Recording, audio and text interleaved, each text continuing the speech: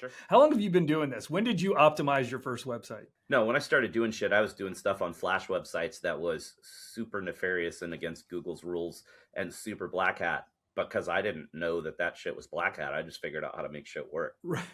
That's right. We didn't even know there were hats yet. So, not to go back too far, but really, like, I mean, your journey is you started off with doing all the things. As far as like day to day now for you, what are the things that you're working on kind of day to day? I mean, like right now, I'm working on the budget for us for next year, and that's like all I'm doing through the end of the year. But usually, my day to day is, agency processes, efficiencies, looking at the budget, seeing how we can become more efficient there, looking at we don't do a salary cap, we do a labor efficiency rating. So just making sure that we're operating lean, making sure that we are profitable. We are working on acquiring our first other business. We're going to start doing acquisitions, and I'm pretty involved in that. So I don't really do like SEO stuff on a regular at all. Really? I was going to ask you about that anyways. Like, how are you staying kind of up to date with the elements other than like having a team? Like, do you run any tests for yourself anymore? Oh, I mean, like we have a guy that runs tests, and I give him ideas of things to test, but like I don't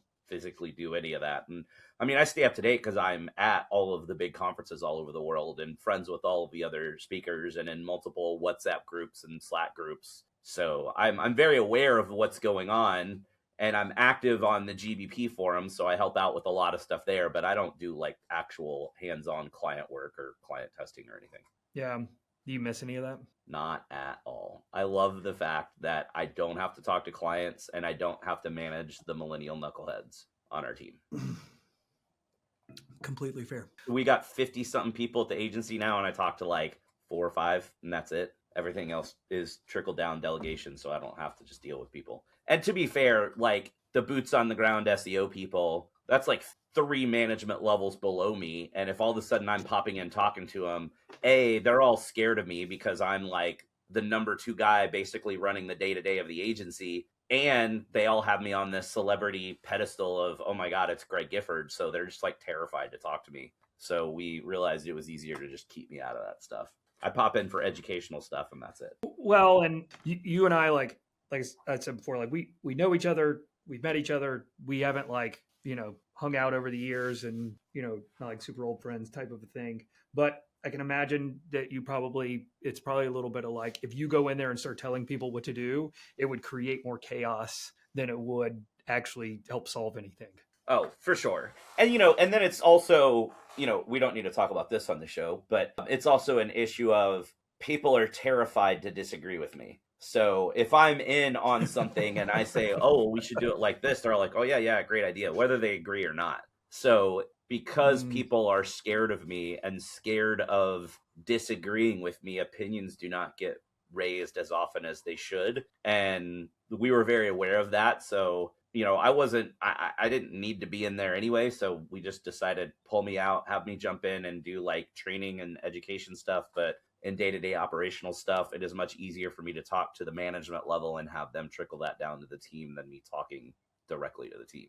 Plus, I just don't feel like I get pissed off at lazy fucking kids, and I don't have a fucking filter. Like, I've been doing this way too long. Like, we're working, we're at work, we're all adults, and we're here to make sure our clients succeed because that means we succeed. If you fuck up, I'm not going to sit there and be all nice, and I'm going to be like, bro, you fucked up. And then that scares people even worse because it's me saying that. So I just kind of stay out of things. Yeah, I think that's fair. That's fair. Well, I mean, if you're a local SEO and you've got Greg Gifford coming in going, this is garbage work, that's pretty tough, Yes. Even if, and I think there's probably to a degree, some of that's like tough love, constructive criticism thing. Like you're not doing it to be a dick. You're doing it just because like you want to see people improve. And I think that's hard for a lot of people to take, even on our generation. Like you couldn't just go in and be like, that sucks. And it sucks and it should be better. Yeah. And I've been doing this so long. I don't feel like I've kind of not really intentionally, but not entirely unintentionally, I've kind of built my public persona to be this guy that just doesn't have a filter and doesn't care about kid gloves, mainly so I don't have to waste time with people that you get in and you start being really careful and beating around the bush that they've got problems, and you can already tell that they're getting flustered before you even get to the big problems. And I would rather just come in and be like, I'm the guy that's going to tell you your baby's ugly, so be ready for it, you know? Thank you for taking the time to do all this. I'm glad we're going Oh, to get sure. a chance to talk about it. So let's just kind of start with like the big question, which is, is ranking in AI a real thing, or is this just a new, SEO in different clothes? I mean, there's a lot to unpack in that question. So that might be the only thing we talk about for the entire show. Okay. So there's two sides of it. There is the side of AI changing the way that people are searching. And so we have to deal with it's not an apples to apples comparison of how people used to search on Google and how people are searching on AI now. So you have to deal with the change in consumer behavior and then the AI ranking. It's just not everyone is treating it like rank tracking was for SEO, even though rank tracking for SEO has been garbage for years and not realistic. A lot of people still relied on it, and sure, maybe as a 10,000-foot view, but not as something you would report on as a KPI. But now it's become this KPI for AI search of, well, we'll track your visibility, and there's all these tools, and even SEMrush has added in AI visibility tracking, and they're trying to sell this stuff. And then there's also the side of it of it's not really freaking AI, right? It's machine learning. It's large language models. It's not intelligent. It cannot think. It does not understand the difference between fact and fiction, which is why the hallucinations are so confident, because it literally doesn't know. It's just predicting words. It doesn't know any of this stuff. And, people don't understand outside of marketing that we have this query fan out thing where you ask a question and it's going to ask multiple questions to see multiple sites to synthesize a better answer for you. So how are you supposed to track your visibility in AI when you're tracking a single query, when that individual query is going to be broken down to a minimum of 3 other queries? So who cares how you show up for this one? It's how you show up for the other 3. And a lot of times the subqueries have nothing to do with the initial query. So you're tracking the wrong stuff. A big percentage of the citations in AI change within a month. So you might be there this month, you won't be there next month. And people forget that LLMs are by nature probabilistic, which means variability is built into the system. You can ask the same question to ChatGPT 5 times and you'll get 5 different answers. So how are you supposed to track that you're visible when each answer is different? Plus, all of the LLMs are going to personalize your individual answers based on your past history using that LLM and what it knows about you. So individual answers are going to be highly personalized on top of the built-in variability. So how the hell are you supposed to track visibility? I'm not saying you shouldn't do it for a super, super, super like higher level than rank tracking used to be, but like 100,000-foot overview of, all right, at least, okay, I can see that some of the AIs are picking these things up and potentially recommending it to me. So I can hope that they're recommending it to the people that are searching for my clients' businesses, right? But then the other thing about it is people are like, let me throw up this piece of content, cool, I'm done. Or let me put the white text on the white background because that works again. And doesn't matter that it tanks you in Google because, hey, it gets you into AI. Or even though overusing press release distribution can get you in trouble with Google, overusing press release distribution really works with AI. So it gets you into AI. But the actual research is showing what really matters is the content on your website. So to circle this long, drawn-out answer back to your original question, is it just SEO again? I don't think so. I think it's got a lot of overlap with SEO. It's still too in flux to just say, oh man, this is just SEO. There are too many bits changing. We're seeing the rise of a lot more agentic solutions and multiple agents doing multiple things. It just doesn't function like Google functioned. So I think in the end, when this all shakes out a year, 2 years, 3 years down the road, I still think there's going to be a huge amount of overlap with what we have done for Google, but I think that we will be doing things different. Perfect example.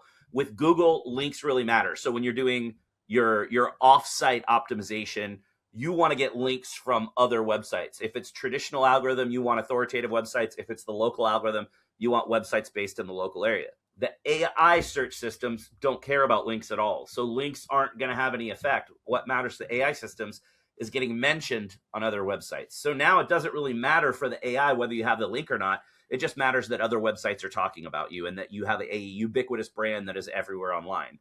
So I think there will be a shift to more off-site stuff than what has been happening previously, although a lot of us have been doing YouTube and Reddit and all of the other things. But I think once all of this shakes out, a lot of that stuff is obviously going to become more important for the AI side of things. But for now, I think it really is just SEO. And anytime you're paying an agency to get you to show up in AI search results as a separate fee from SEO, unless you're just not doing SEO at all, okay, then you're probably okay. But if you're paying for SEO and you're paying for, please don't call it geo, but that's probably what you're calling it, then you're probably wasting some money because nobody really knows how to get that stuff to work. And you're really just paying for someone else to experiment on your site. And if you're okay with that, then cool. But if you think that this is like a legitimate service for an activity that didn't exist 6 months ago, you're kind of crazy. Well, that's most people that started a business, right? Yeah. They're all kind of crazy. By the way, so there's a couple things that you said that gave me reminded me. There's one, and this is one of my favorite quotes. Is from Will Reynolds, and it's what do I rank for X keyword is a visionless question. I've always loved It's that. all vanity shit that marketers and business owners have kind of unintentionally conspired on to be the main key KPIs of what we do in marketing, and none of those KPIs actually matter to the bottom line of the business. And businesses don't hire an SEO agency to get them to rank, period. You hire an SEO agency to get more leads from the place that you know customers are looking for you so that you can sell more shit. People don't hire you for rankings. They hire you for leads. So who cares about the ranking? You're missing everything that happens afterwards if that's all you care about. Right. That's exactly right. The other thing you were talking about is sort of that drift, the hallucination in like how you can ask one question 5 times in a row and get 5 different answers, even to the point to where that like I've built custom GPTs with very specific instructions on how it should answer. It still drifts. It still gives you varied answers and changes things. And so, like to your point, expecting consistency like you would see in Google to a degree. I mean, there's still some shift, but if you're in the top 10, you're typically going to kind of stay there for a while. Whereas what we're seeing now is it's like every answer could be so variably different. And it's like you said, it's customizing to me. It'll sometimes do the 2-column answers. Which one of these do you prefer? So it's trying to like figure out how to answer better for you based on the types of questions you're answering. So that it's the moving sands of the desert. Well, I mean, it's like earlier this year, Joy Hawkins, who a lot of people know is like pretty much the top person in local SEO. I don't remember if it was like Facebook or LinkedIn, but went out and put this post that, oh my gosh, look, guys, ChatGPT thinks I'm the top local SEO in the world. And the query was, who are the top local SEOs in the world? And it listed like the top 10 or whatever number. And she was listed at number 1. So I went in and asked the exact same query to ChatGPT, and guess who it put as number 1? Me. So I put my screen capture under there, and I was like, that's funny because ChatGPT thinks I'm the best. And somebody else popped in and was like, well, that's funny because ChatGPT thinks I'm the best. And then Guy Sakalakis chimed in, ChatGPT thinks I'm the best. And like we all kind of do that jokingly as marketers, but business owners don't understand that stuff. They think if they ask a question to ChatGPT that everybody else is going to ask the exact same question, which is already not true, but also that everyone else is going to see the answer that they just saw, which is totally not true. And that's the basis of the problem here. I think that it's exciting stuff. I think it's going to change the world eventually when we do get true AI. I think it's already going to change the world with the advanced LLMs that we have. But I think that the powers that be did the public a huge disservice in calling it AI because nobody knows what LLM is, but thanks to TV and books and movies, everybody knows what AI is. So when they call it AI, the general public doesn't realize, well, we're just calling it this from a marketing standpoint because it's easier for you to understand what it is than for ChatGPT to come out and be like, it's your personal LLM. And the rest of the world would be like, I don't know what an LLM is. I don't care. Right? So they call it AI, but then the general public attributes intelligence and decision-making power to these platforms that simply just doesn't exist yet. And so there are a lot of people out there that trust everything that comes out of ChatGPT and doesn't realize ChatGPT doesn't have this kind of knowledge. It's just parroting content that it's seen other places online. Well, and so like the thing you just described with Joy and that whole, that is what's really funny about that is sort of the self-fulfilling prophecy of a couple things.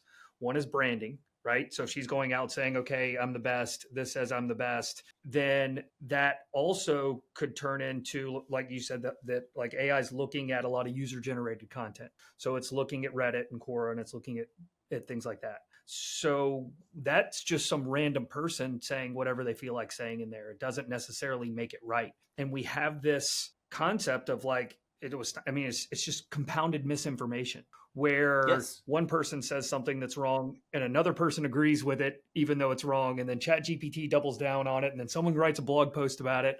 And so it sort of like starts to carry on a life of its own. Or what's even worse is as soon as GPT kind of really, you're still moving for me. Am I frozen still? So the other thing is, when ChatGPT kind of made it into the public eye, everybody started saying, oh my gosh, I don't need content writers anymore. I can just go have this write my content. And so it goes and writes this content that has hallucinations in it. And the more responsible marketers understand that it needs to be edited by a human and also humanized so it doesn't have the M dash and the phrases like delve and all the other things that we all laugh at. But there's a ridiculous number of people out there and businesses out there that are just going right to ChatGPT and saying, write me 1,000-word blog post on this topic, turning around, publishing that AI slop to their site. And so we've had this deluge of AI slop that now all of the AI is being, when new models come out, they're trained on the corpus of content that's out there, which now has a significant amount of content written by AI that is incorrect and not edited. And you get more of that M slop that's in there because it's seeing it everywhere. So it's like, oh, this must be common. I need to include this. And it gets worse and worse and worse. It's like, young kids don't remember what VCR tapes are, but those of us that are old enough to remember, you copy a VCR tape too many times of a copy of a copy of a copy, you end up with static. That's what's happening with content right now. It's a bunch of AI slop that trains the next model that gives you even more AI slop, that trains the next model that gives you even more AI slop. Then you have now agents doing grounded searches. So they go to search the internet to find the answer, and they find AI slop as the answer. So they use that AI slop, even though it wasn't in the training data. And I think we're getting this kind of swing back. I've noticed at conferences in the last year and a half that end of last year, everything was about AI and what can you use ChatGPT to do? And let's do AI everywhere. And now it's kind of swinging back going, look, we can't have AI do SEO. It's not intelligent. It can't make those decisions. But what it can do is make us more efficient in some of the mundane activities that we do. And a lot of the conferences are now saying, here's how to use AI to do your job better instead of AI is going to replace your job. Get ready. You're not going to have a job in a year. Now it's like, okay, we're still going to have jobs for a while. We were wrong, but use AI to do these things instead of use AI to do all the things. So hopefully things are going to turn in the right direction. I think it's also interesting that OpenAI just had this like all hands emergency call of, hey guys, we're getting our asses kicked by Google. Let's stop worrying about all the other stuff and just make ChatGPT better. Because really it's, and like we talked about this in our prep call, it's Google's game to lose right now because the perception is ChatGPT is ubiquitous and everybody uses ChatGPT. But realistically, like 90+% of AI usage happens on Google Gemini because of AI overviews in AI mode, because it's just at the place that people are going to search anyway. Google has a much wider user base. Google has ridiculously more user data. ChatGPT has to overcome all of that. And it was first to the market and made a big splash. But I don't know if you've played around with it, but you go into AI mode on Google, the answers come a hell of a lot faster than they come when you're asking ChatGPT and you have to wait 3 seconds for an answer. So it's just a better product from a user standpoint. We'll see who ends up winning, but I think it's Google's game to lose at this point. And I'll be like completely honest. It's kind of like all humans create habits and things. And so I started using ChatGPT app as to dictate to it pretty early on. And so I haven't used Google's AI mode in any sort of like in anything to say like I'm a user of it. And the other thing I haven't used yet, which is the browser that the ChatGPT created, OpenAI created. Yeah, don't use that. It's super not secure. Well, it was funny. I just didn't like. I was like, okay, we'll check it out, And I still haven't even gotten to like test that thing out. So yeah, but the other thing that a lot of people are forgetting, people are like, oh, all of our traffic is going away because of AI. the number of customers looking to buy your product or service hasn't changed. It just means they're not going to spend all of their research phase on your site. Because let's be honest, nobody really goes to a website and converts the first time they're on the website. Sure, maybe if you're buying something super cheap, but if you're selling something, the more expensive your product or service is, the higher that skews, the more research people do before they convert, right? So sure, a lot of times I think in the future, we're not going to see much website traffic because the research phase and analysis phase will happen with the AI assistant. And then all you're going to see is a direct brand search of somebody's like, I want to go buy this thing because I've already decided. By the time they come to your site, they've already done the competitive research and pricing research and everything. They're just coming to your site to convert. Oh, well, who cares? Who cares if you lose that traffic? It's all the blog traffic that wasn't converting before anyway that you're losing. You're not losing your transactional traffic because there has been tons of research and even recent research that has shown that the ChatGPT AI traffic is informational intent, purchase intent, transactional intent stuff still happens on Google. So who cares if we lose that traffic? It wasn't going to convert anyway. It's a vanity metric that we've all thought was this amazing thing. But again, it's like ranking. Like, okay, cool, man, your traffic went up. Like, I mean, I've talked about this in conference talks for years that you have marketers that will talk to clients and say, SEO is working. We've doubled your traffic. And clients are like, but it's not working. I'm not selling any more of my stuff.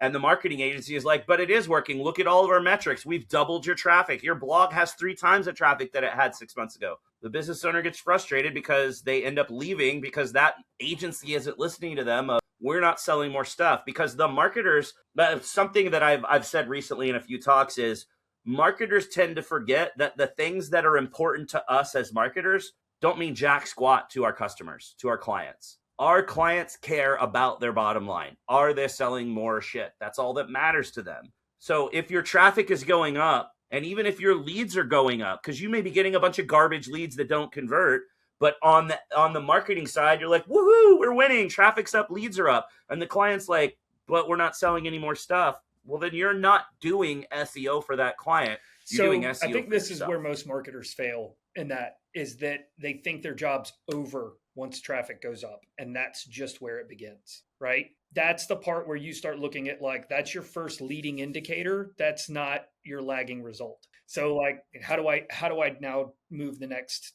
piece of it? How do I hit the next domino? And I think that's probably one of the biggest fails. And that's where you look at like an agency that only does one piece of something in a lot of cases. That's all they care about is like the metric that they're trying to affect. And that's the end of it. With AI being this data point for people, what I would say, like, what are the things that maybe we need to, well, let me say this. Let me ask you this first. What are you seeing when someone is getting, and you talked a little bit about like white text on white background and, PR spamming and stuff like that, but consistently, and I kind of have my own idea of what I'm seeing, but what are you seeing when you're like, someone's getting pretty consistently mentioned, if not cited, in an AI result? What are some of the things you think those brands or those companies are doing right?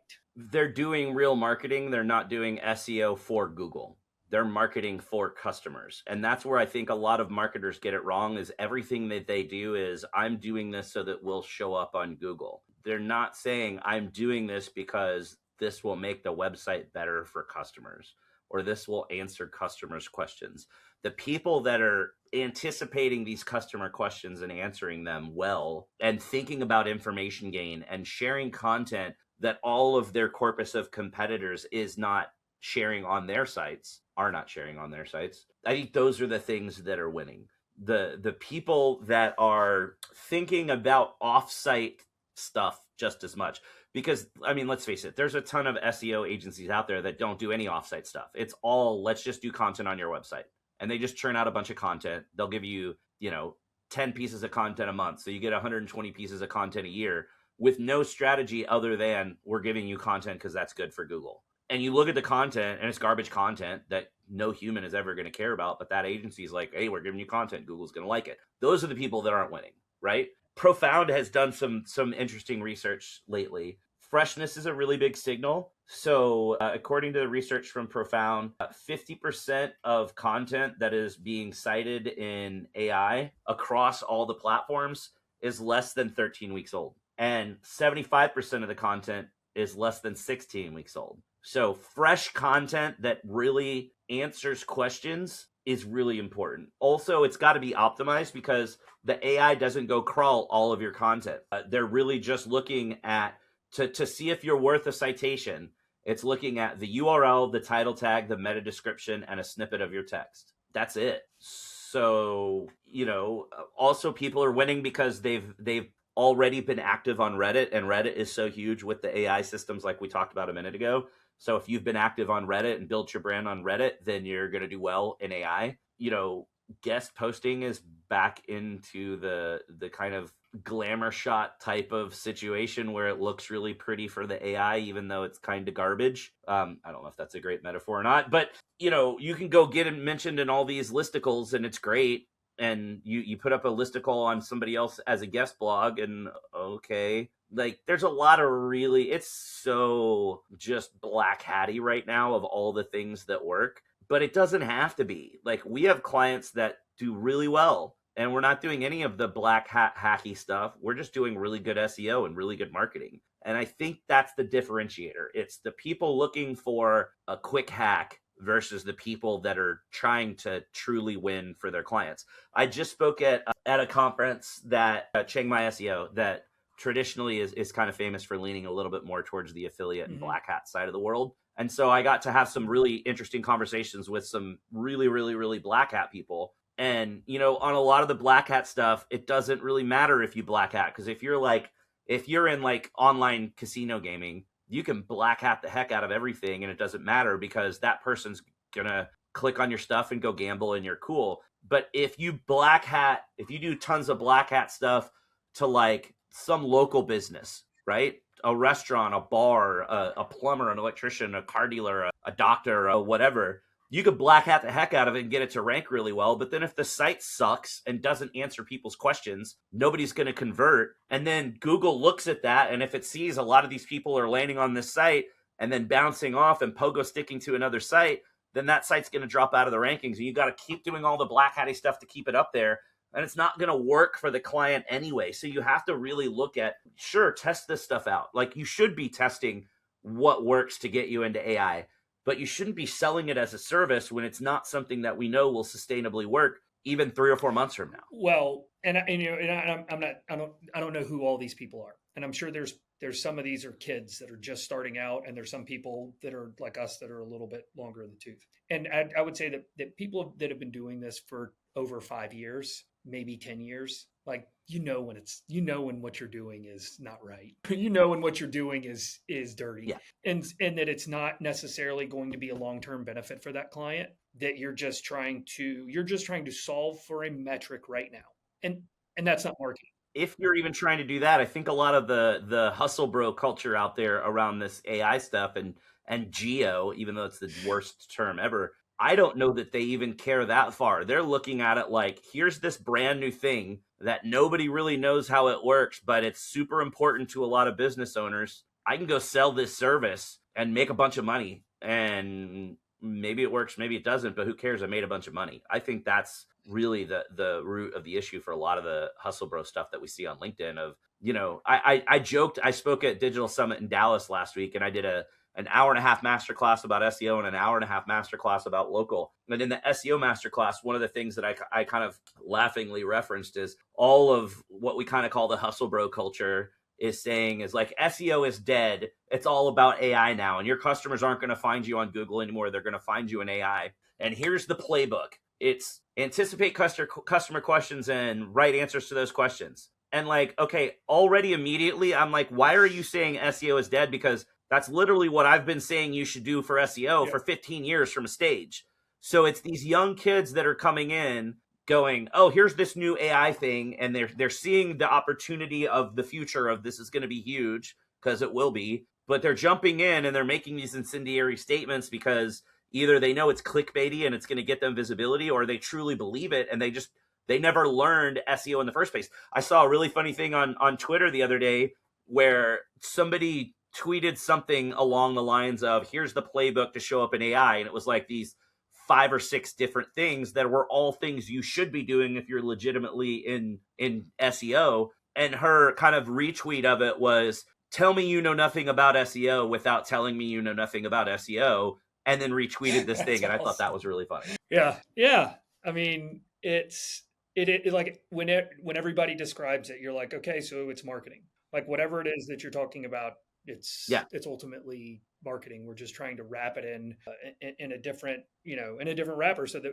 we can call it something else or sell it for something else, or, and I do think that falls under that kind of hustle culture of. Andrew Shotland said the smartest thing, and it's one of those things like, you always see like somebody that made an invention that like isn't, they're not like a rocket scientist. They just came up with something and they're like, hey, this would be really cool, and they made it, and they made $1 million off of it, and you're always like, man, I could have thought of that, what's wrong? This is one of those where like, man, I wish I'd have said that because it's so smart. But he said something like something to the effect of, he thinks next year, instead of his agency being an agency that does SEO, they're going to rebrand as an agency that does customer engagement, and SEO is just one piece of that puzzle. And I think that's a really smart way to think about it, because I haven't really said I do SEO in years. I always say I do digital marketing, because it's not just SEO, it's marketing, right? And I think that's the differentiator. The people that are going, wow, there's all this new stuff to do, those are the people that were just doing SEO and they weren't really doing SEO anyway. They weren't really being full stack marketers. I mean, I'll even kind of call us out a little bit. I went down this road of like, we're going to sort of rebrand as this conversational marketing thing, but like not in the idea of what a chatbot market was, but like having a conversation with someone and then marketing that, right? Even in like customer engagement marketing. The only problem of doing that is that educating your customers is very hard. It's very expensive. And if they're not asking for it, it makes it really hard to sell. That means you have to spend a lot of time, a lot of money chasing to get people to go, oh, I actually do need that.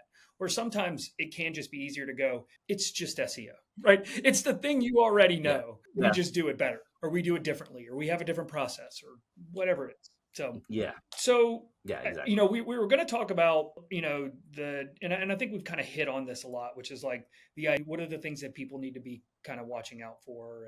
And I think we've sort of hit that to a degree, unless there's anything else that you're like, if someone says this, please, consult a professional. Right. Yeah. I mean, I think if someone is anyone telling you to stop doing SEO and just do optimization for AI in whatever term they're using, humongous red flag. Anyone claiming that they have figured out the secret sauce and can get you mentioned in AI, very questionable. Anyone telling you or selling you a tool that will track your visibility in AI, very questionable. Now, if you're talking to an agency or even a freelancer that says, hey, look, this AI stuff is new, we're trying to figure it out just like everybody else. We do have some things that we have done that we've seen some success with that we can definitely try for you. That's okay. But it's when people are like, well, here, I'm pitching you on, here's what I'll do for SEO. And here's this additional fee I'm going to charge for geo, or whatever term EIEIO that they're using for it. Ask them what's different about what they're doing on the AI side than what they're doing on the Google side. Because right now, there's really not a whole lot of difference, unless they're going to do a bunch of spammy stuff that they know isn't going to help with Google. And then at least they'll be honest. But if you're asking them what's the difference and they can't tell you, that's also a humongous red flag. Honestly, like, I don't want to say you shouldn't be paying for AI optimization separately, because for certain types of businesses, depending on your business model, you probably should be investing in AI visibility or starting to invest in AI visibility. But I think for a lot of businesses out there that are smaller businesses that don't really have much of a brand, I hesitate to tell you should be going and spending $1,000 a month, thousands of bucks a month to show up in AI, when there may not even be that much search traffic for, if you're an underwater basket weaving studio, you're probably the only one in town. You don't need to go spend money on geo. You probably don't even need to spend money on SEO. We work with a lot of car dealers, because for about 13 years of my career, I worked at agencies that only did car dealership stuff. So I've been speaking at car dealer conferences for almost 20 years, and like everybody knows who I am. So we still get a lot of car dealer clients. There are certain car dealers that will reach out to us and say, hey, we want to work with you. And we'll say, hey, you know what? Like, if you can give us a compelling reason that we should partner with you, we will. But honestly, I don't want to take your money, because you don't need to do SEO. Like, if you're the only Ferrari dealership in a 600-mile radius, you don't need to do SEO. somebody wants a Ferrari, they're going to find you, right? Like, people aren't buying a Ferrari because they found a Ferrari in a Google search because they're like, I want a new car, right? I kind of look at Cadillac the same way. Like, people don't go, I need a car. Oh, wow, this Cadillac thing looks nice. Like, you're going to drive a Cadillac because you want to drive a Cadillac. You're going to drive a Lincoln because you want to drive a Lincoln. You know, another weird one is Genesis, which is the luxury brand from Hyundai. Just like Ford requires dealerships to split Ford and Lincoln into two separate websites and two entities because Lincoln is a better thing, right? Same thing with Hyundai making you split Genesis into a separate thing because it's more luxury, it's a different brand, blah, blah, blah, blah, blah. Customers don't care about that stuff. The manufacturer is just out of touch. But just because the manufacturer makes you get a separate website for Genesis doesn't mean you need to go do SEO for a Genesis website, because the people that want to drive a Genesis are going to look for a Hyundai Genesis anyway. And those people are going to drive it because that's what they want to drive. You're not going to randomly fall into that car because you just don't know what you want to buy. So there are certain verticals out there and certain business types out there where you just don't really need to do SEO. Same sort of thing. You don't really need to be doing AI for certain types of businesses. So what's the automotive thing's a really good analogy. And I think there's marketing, especially local marketing, when it comes to things like vehicles, doesn't necessarily change the amount of people that are in the market to buy. Right. For even for major brands, right? The best you can do is to try to just get a little bit more of an unfair percentage for yourself by making your brand a better brand, by making it someone that people like, by being more consistent, right? Which some of those things fall under the SEO umbrella in a lot of ways. But I think it's now what's the Genesis thing I think is interesting. And the reason why, and I'd say like even Volkswagen to a degree, is that the manufacturer isn't exactly doing a great job of like getting people to want the vehicles, of wheeling them out enough. So, right. So as the local dealership, that's almost fallen under your job to get, and I know it's always like, you know, that it's the whole like tier one is, you know, buy a Toyota, buy a Toyota now for me. So they're supposed to do the demand and you're just supposed to do the fulfillment. But with things like Genesis, where there is no support, you actually have to be all three tiers in a local place to a degree, but you're not going to a degree. Yeah. But also you look at any Hyundai dealership and they'll have like 6, 7, maybe 10 Genesis cars total on the lot, because the manufacturer knows there's not a huge demand for these cars, but there's enough of a demand that they can create them and sell them. But like, it's, you know, could you get something out of doing SEO or PPC? Sure, maybe. But if you're already only selling 1 or 2 cars a month, what are you going to spend on it? Yeah. That's the demand. That's the demand. Doing more SEO is not going to help you sell more cars. So that's more of the reason. We're not saying you don't need to do it. Like, could it be beneficial? Maybe. Sure, maybe a little bit over time, but right now, are you going to get the ROI from spending $30,000 to $40,000 a year doing SEO on this individual location?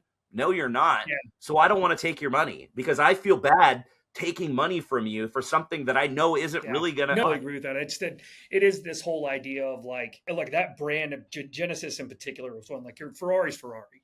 Like if you're the one Porsche dealer in that location, like they're going to find you. But when someone doesn't necessarily want the product as much, then you're kind of stuck in this sort of mire of like, how do you do it? And I even think that the things you would do would be more like hand-to-hand combat, right? Like outreach of trying to someone that you know is a good conquest, that you could get them out of something and get them into something else. We're going on a tangent, but you're 100% right. Like doing a bunch of SEO for Genesis ain't going to change anything. They will not sell one more car. Yeah. But there's a lot of agencies out there that will still take their money and do SEO for them for 6 to 12 months before they realize they're not getting any ROI and they cancel. But that's okay. Hey, I made 6 to 12 months worth of revenue off that guy, so I'm good. Yeah. I just don't want to do business like that. That's why you've had a long career.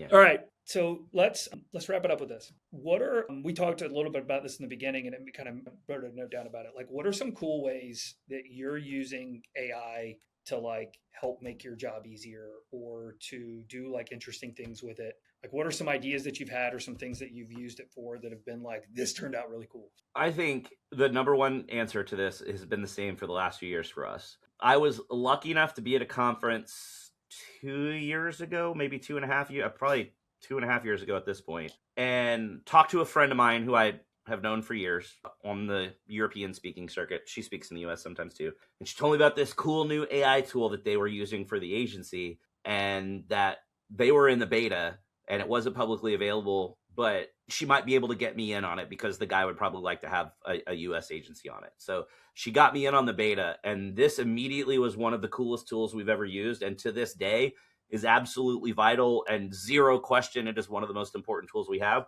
It's called Kaizen. So like Kaizen, except with AN instead. And it's on a surface level, it looks like all of the like Firefly note takers and things that you see out there, where it joins a call and it does a transcript of your call. But it's so much more advanced than that because it's customer intelligence. So it connects to every video call that you do, and everything, you get a transcript and a summary of every call. Very standard, like everything else.